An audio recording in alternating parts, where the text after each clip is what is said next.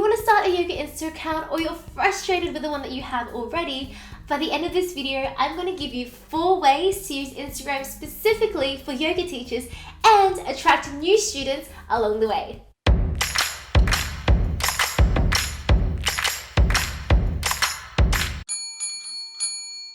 Hey guys, it's Nika here from nikabautista.com. Please don't forget to like, subscribe, and hit the bell to be notified every single time I post a new video every single Saturday. To Insta or not to Insta? That is the question.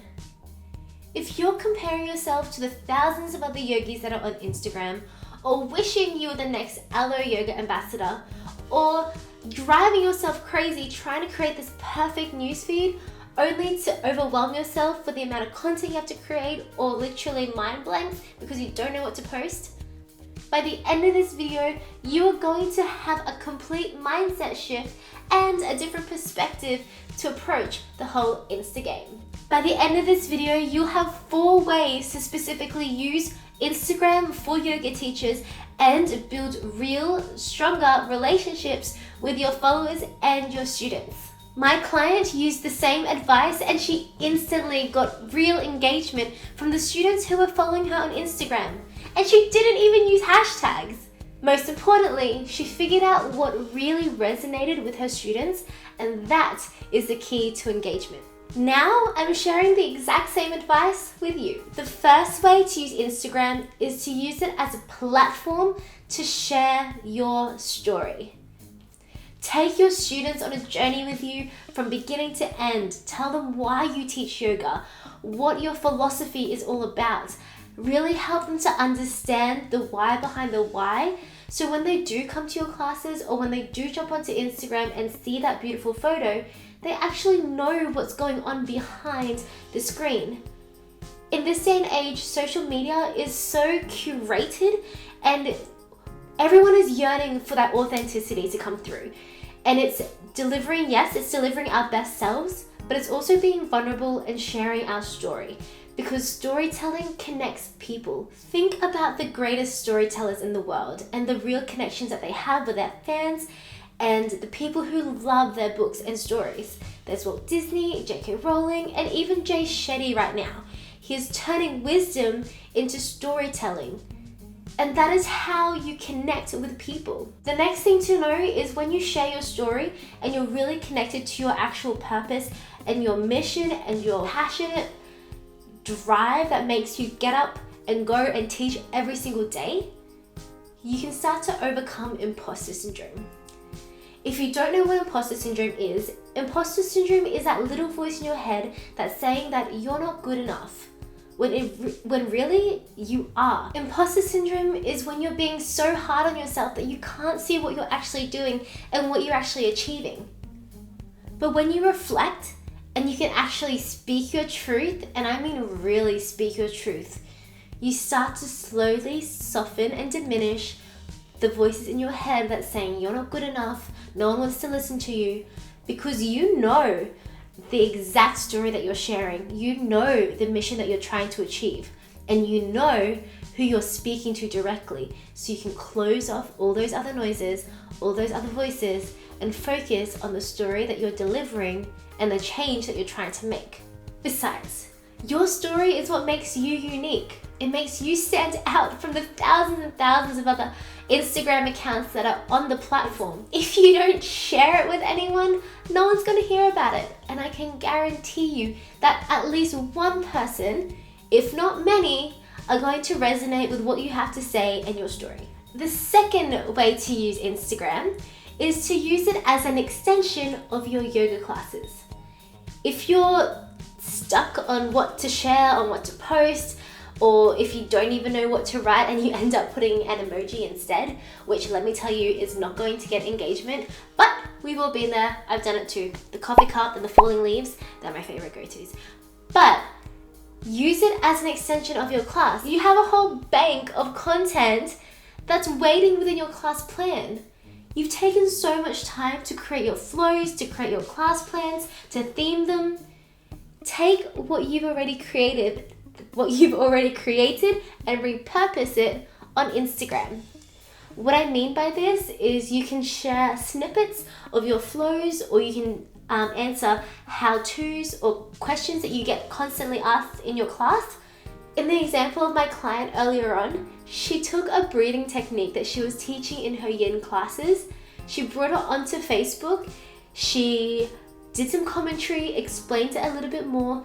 In her caption, she added extra value and then posted it for her students to come back and refer to, like a library of how-tos. She got amazing engagement from her students who were following her in the classes. And so every time they come back to her class, or for new people joining, they have an extra resource that holds them accountable in between classes. It's exactly the same as what you can do. Be creative.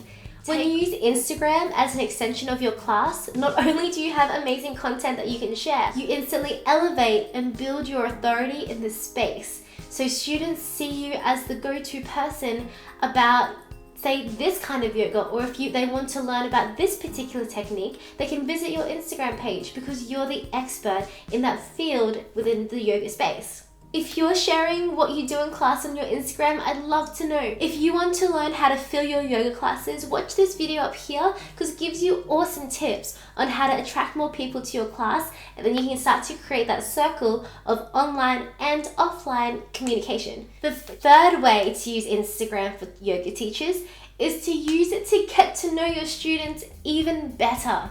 The fantastic thing about social media is that everything is so instant. You can get a reply straight away if you have the right engagement and you're asking the right questions. Because when it comes to engaging your students, and this also applies to inside of the classroom, you have to deliver content and classes that are relevant to them.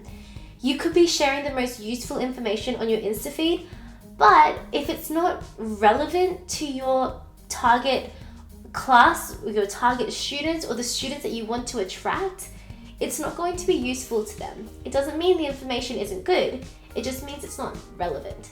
Ask your students questions, use the polls, ask them what do you want to see, or the question box, ask them about the types of things that they want to learn in classes. Do they like this kind of flow better, or do they like this kind of class better?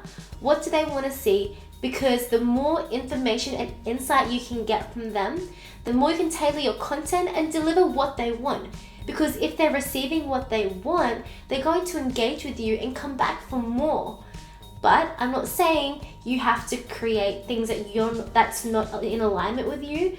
You will find what you like and what they like and bring it together to create something that's unique. The fourth way is to use Instagram to promote your class schedules, your workshops, and your retreats.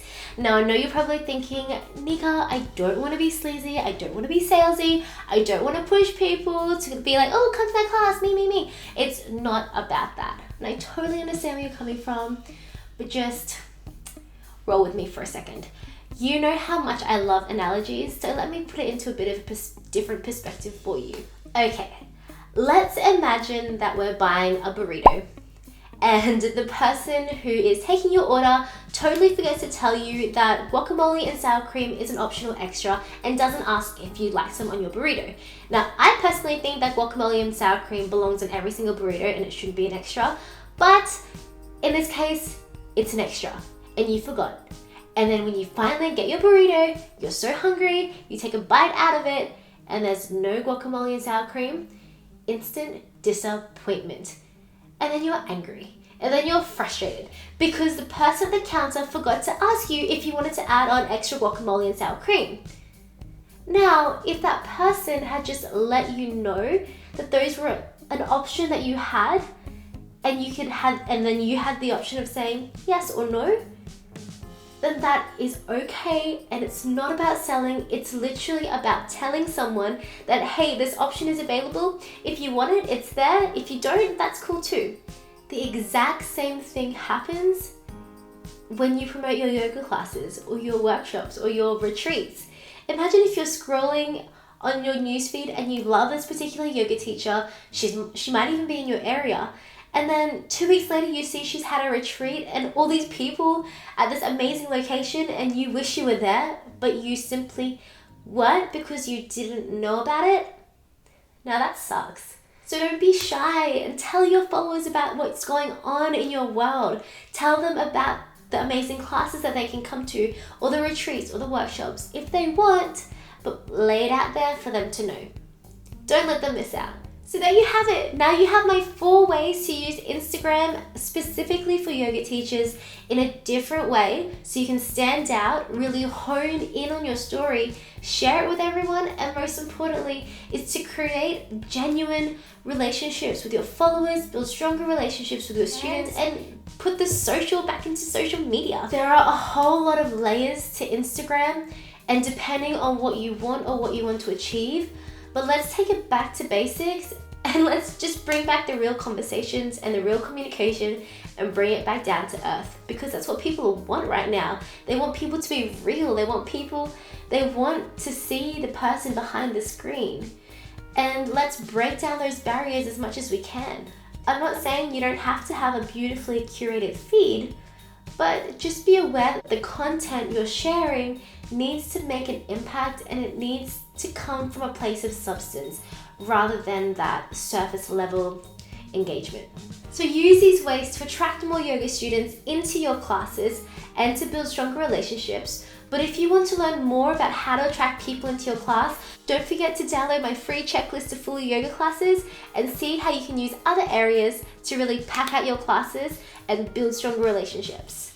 Oh, and if you want to join a group of like-minded business savvy yogis, don't forget to jump onto our Facebook page. I'll be sharing more business tips, more insights, and just a community for everyone to feel supported and guided as you make your way through this difficult journey of creating a yoga business that you love. I'm here to support you every step of the way. So if you want to learn more about how to fill your classes, watch this video here. And if you want to learn how to grow your yoga business using this one particular asset that you need, watch this video here.